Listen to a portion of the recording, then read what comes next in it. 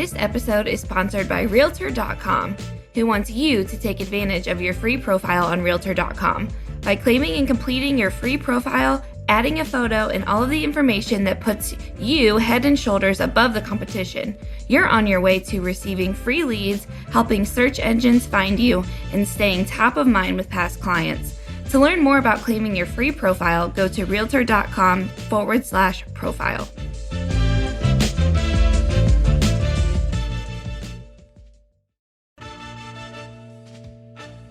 Welcome to the Real View podcast, where Ohio Realtors connect you to innovators and influencers, keeping you with the real view of real estate. Whether you're a broker, agent, first-time homebuyer, industry leader, or just happen to stumble upon our podcast today, you can expect to hear tips, tools, tricks, interesting information, and so much more from the experts in Ohio's real estate game.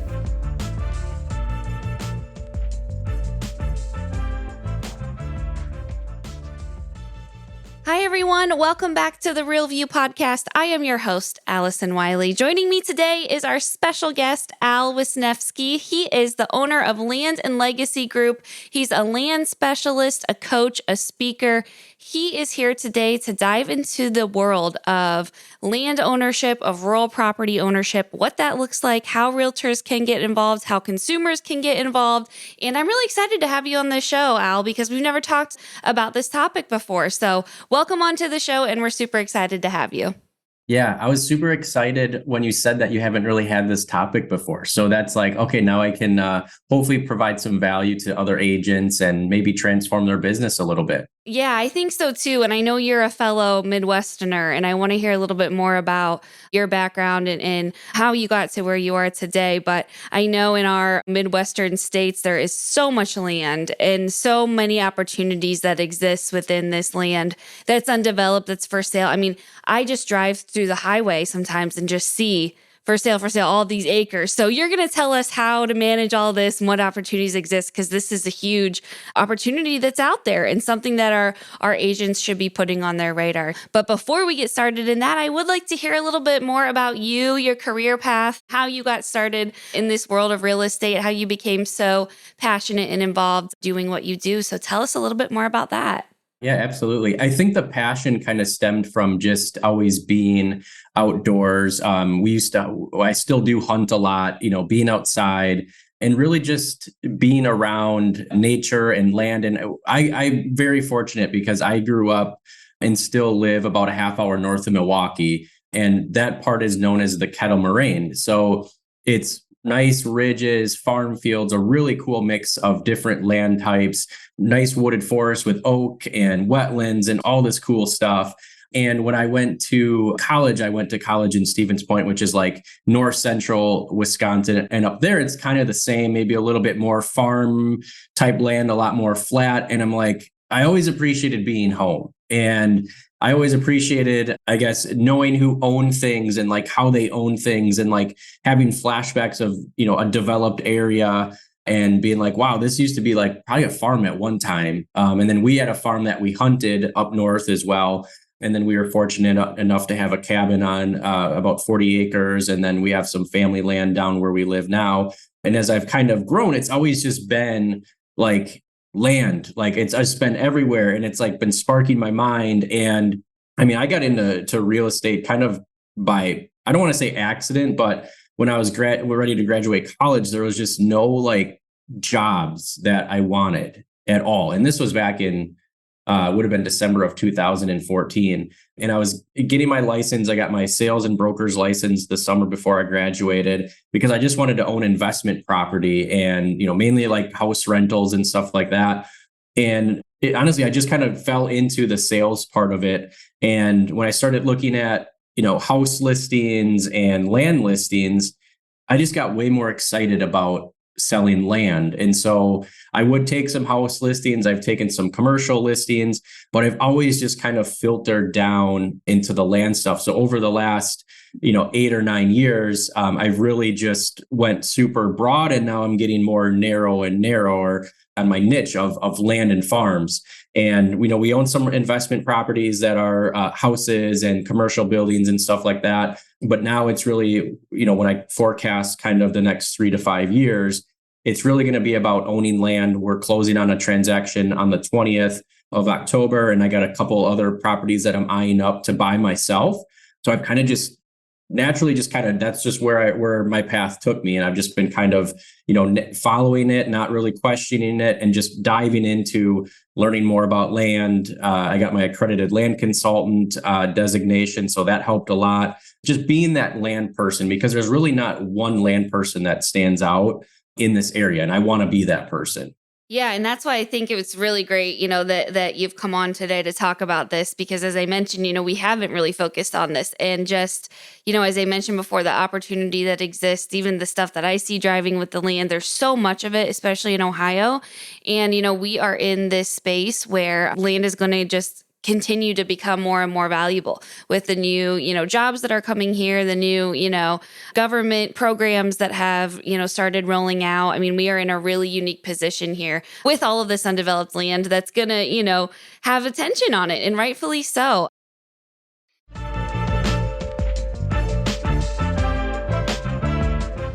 This episode of The Real View is brought to you by the Ohio Association of Community Colleges.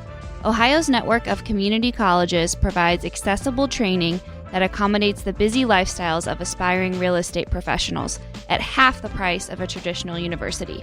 With convenient locations in every part of the state, as well as online options, Ohio's community colleges are your smart choice for pre-licensing education.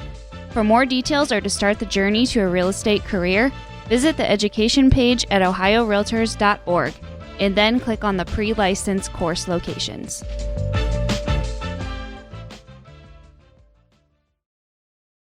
Why, in your opinion, are rural properties so important? And have you seen an interest in rural properties lately? Or from your perspective, have you seen there be an increase in popularity and more people starting to be more interested in these large spaces of land? Yeah, absolutely. It sounds like you have a very similar market that I do, where there's a lot of transitional land. So it's kind of on the cusp of, it's farmland right now or woodland right now, but because of its proximity to amenities and retail and all that other good stuff, that, it's going to start branching out and transition into development land, essentially. So the demand for that is still, especially where we are, is still very out there, and people are, selling to these companies that are developing it and stuff like that. I really think, I know it's a beaten up subject, but I feel like COVID really had an impact on the rural lifestyle. People wanted space. And I feel like we're in this weird little influx, because we have like big, even where I live, which is a population of like 40,000, we have a huge apartment building being built right now of like 150 or 200, apartments and townhomes. And you have the type of people that like to live in that. But then you also have these people that want space, they want 3, 5, maybe 10 acres. They want to have some chickens, some goats and stuff like that. They want to have a barn, do some gardening, but they really just want to be away from people. Mm-hmm. And I think COVID really flipped that and put a lot more urgency on there. The other thing that I noticed, especially down here, is, and I'm sure you have the same problem, is the choices that people have when they want to buy a house is very limited. You're talking about those beginning entry points are so, where they were maybe 150,000 to 200,000, now they're 350, 400,000. And if you can find the right piece of property and apply, for a construction loan and fit it within your budget, it almost makes more sense to go buy a rural piece of land and build a brand new house that you really want. Maybe you don't get all the features because of your budget, but that's kind of been an option that I've been seeing people going for,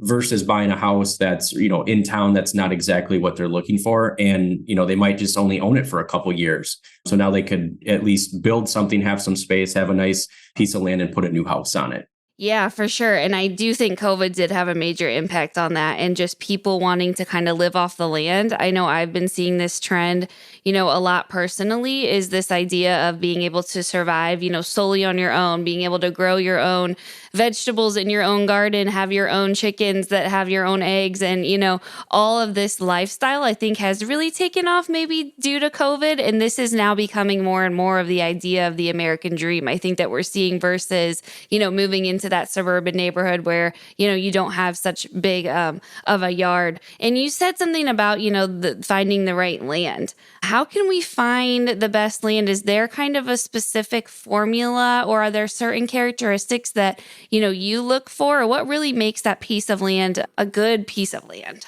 Yeah, absolutely. And if there's any home buyers out there that have been frustrated with like the lack of inventory and the lack of options, the bad news is it's just as hard, if not harder, to find a really, really nice, high quality piece of land. And that's coming from my area. I'm sure it's very common across the country.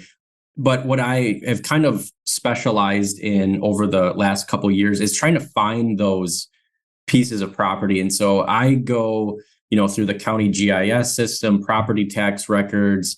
I have some software. It was called MapRight, but it's called Land ID now. But you can basically go around and look at who owns what, how big the properties are, if they have, good road frontage, if there's any environmental issues such as like wetlands and floodplains that you would have to worry about. And so I really start there.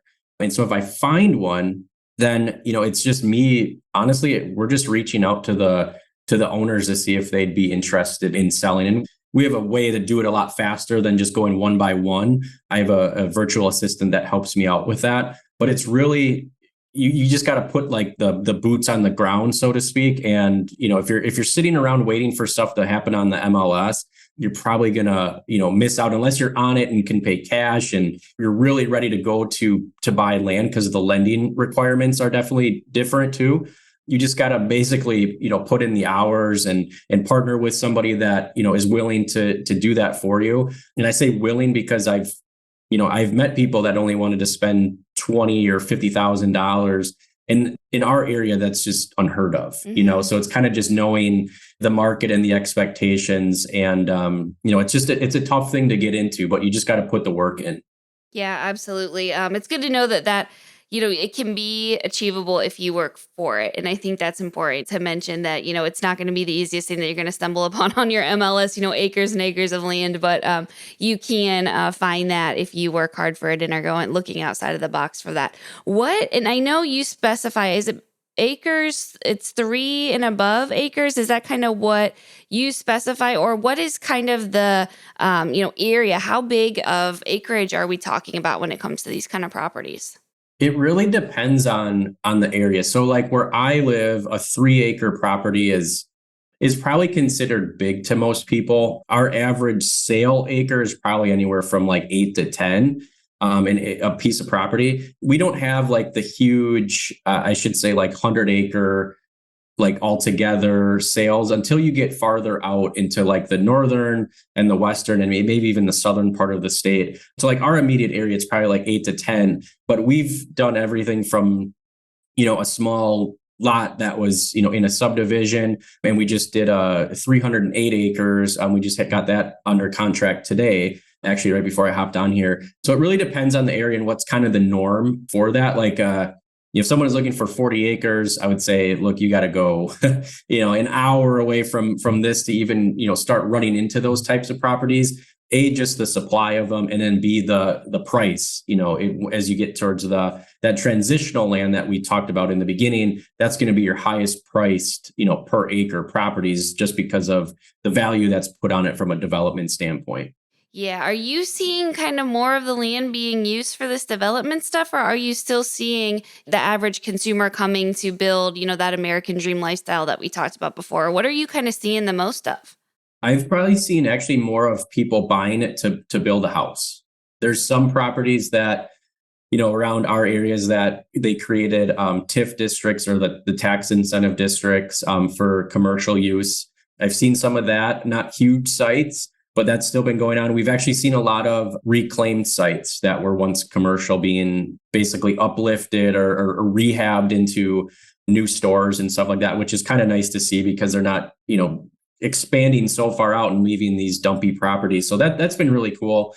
But yeah, a lot of people that have just wanted that slice of property and they want it now, and they're willing to pay what people are asking, if not a little bit more, to really lock it up, because it's becoming more rare. The supply is, for especially our area. Yeah, I think so. I think here too. And this is owning land, I think, is one of the best ways to kind of build that generational wealth. And the more of it, you have, kind of the more you're seeing that wealth build up. So I think maybe is that something you're seeing too that's playing into people's decision to pursue this?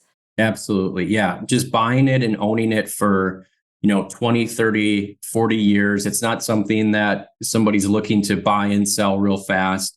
They're thinking with a long-term vision. And I think what happened too, going back to COVID, is there was a lot of people that offloaded stuff that was in their family trust from, the 50s and 60s that they first bought for like $10,000, and now they're selling it for $600,000-$700,000. And I think a lot of people took note of that, and it's part of their estate plan now to own real estate in general. But I think really a lot of people are catching on to the land thing. Mm-hmm. Yeah, I think so too. And I think this is another reason why this conversation is really timely, because I do think it's such a hot topic right now.